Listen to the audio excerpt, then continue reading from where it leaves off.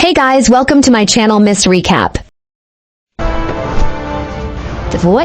Peacemaker Season 2 begins with Peacemaker having a nap, but his eagle pet violently wakes him up from his slumber.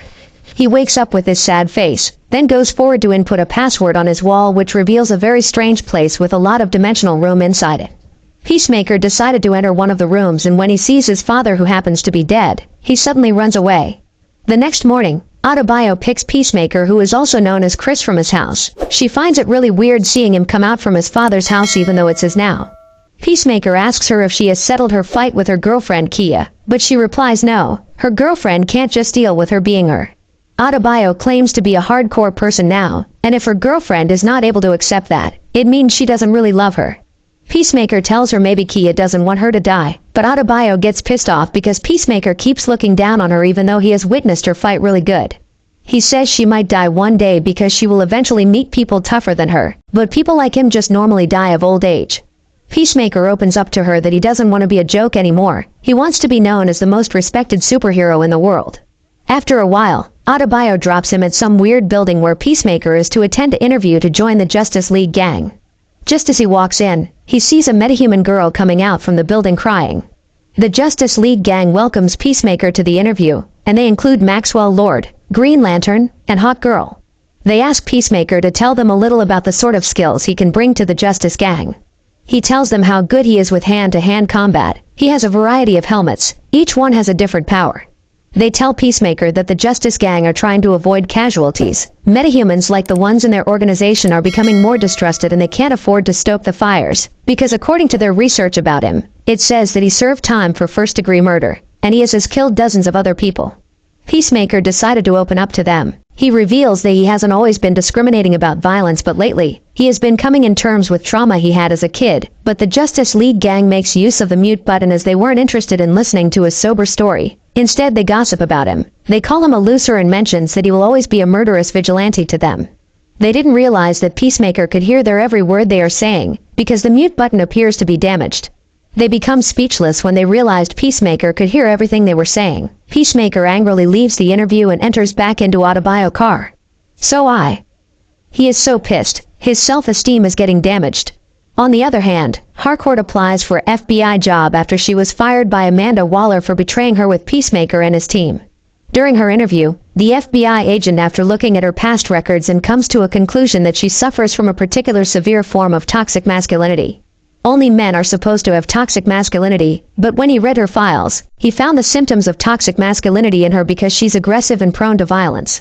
Harcourt grows frustrated because she has applied for so many secret agent jobs, but she keeps getting rejected. She believes Amanda Waller is behind of this, who is trying to punish her for ruining her Project Butterfly plans. Harcourt enters her car and yells out in frustration. She punches her car in anger and wounded her knuckles in the process. Harcourt returns home to see Peacemaker outside her apartment.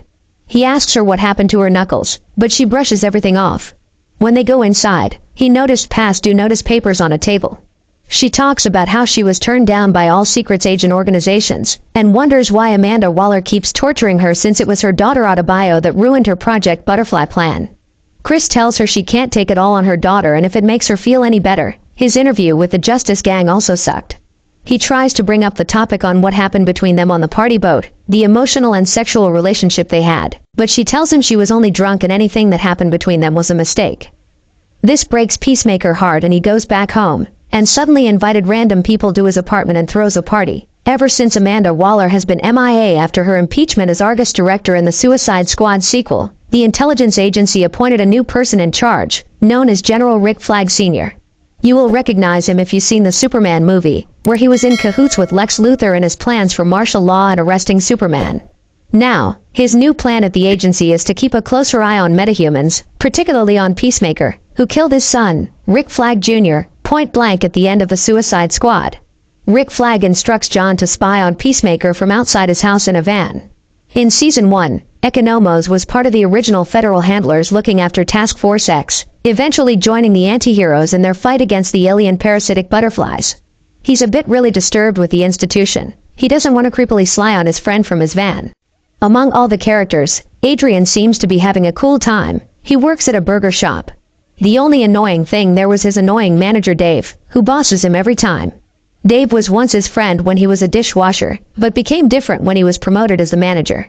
Adrian calls John to know if he has reached out to Peacemaker because he noticed he's a little bummed recently. But something gets John's attention as he noticed a strange energy coming from Peacemaker apartment. He is called by an agent from Argus who asked if he also saw the energy signal, which he says yes, but tells her he still doesn't see anything unusual coming from Peacemaker apartment. John is ordered to leave his van and go as closer to the apartment as possible to investigate about the energy. General Flagg has seen this signal before, but he thinks it might be a glitch, but for them to see the signal for the second time, it doesn't seem to be so. General Flagg is informed about the energy and he monitors John as he investigates Peacemaker house. He asks John if he sees something unusual. John sees something strange, but lies to General Flagg to cover up for his friend. General Flagg tells his assistant to send another agent to watch John during his investigation as he doesn't trust him. John sees Peacemaker going inside a dimensional room, and takes a picture of him doing so. Just as Peacemaker enters the dimensional room, he enters a room there. It was a different reality where he sees his family as financially better off living in a shingled house. Still lost in his senses, the bright lights of a Ford blind him as it pulls into the driveway, revealing his older brother, Keith, as he emerges from the car. The three amigos are together again. I believe that calls for a celebration. Their father adds in. Back in the study, the father and son share a glass of whiskey as they reminisce on their past adventures with this universe's Peacemaker. Still in shock and not catching on to the inside jokes and anecdotes, their father retires for the night when Peacemaker pulls his brother in, telling him he loves him. Wandering around the house, observing this alternate idyllic existence, Peacemaker sees his childhood pictures. The Peacemaker of this universe finds his doppelganger standing over the photos as he pulls a gun on him. He asks Peacemaker who he is but didn't wait for him to explain himself before he begins to attack him. The Peacemaker from this universe seems like a better fighter, getting punches and cuts into our Peacemaker. The fight continues into the Pocket universe, and our Peacemaker seems near defeated, with blood splattering from his mouth. But in a moment of sheer dumb luck, our Peacemaker hits his doppelganger's flight mode button, sending him straight into a sharp spire hanging from the ceiling. At once unnerved and elated, how can he not take over from his alternate self? On the other hand, Harcourt goes to a bar to drink and ends up fighting with everyone she sees as the bar. She beats down some men at the moment, but even her skills couldn't save her from the much men inside the bar. They carry her brutalized unconscious body outside the bar. Meanwhile, John meets with Adebayo and tells her about what he saw in Peacemaker house. He didn't want to report Peacemaker to General Flagg because he is still his friend, and tells Adebayo to meet Peacemaker to ask him what is going on. The movie ends here. Thanks for watching. Make sure you subscribe and turn on notification so you can watch more videos like this.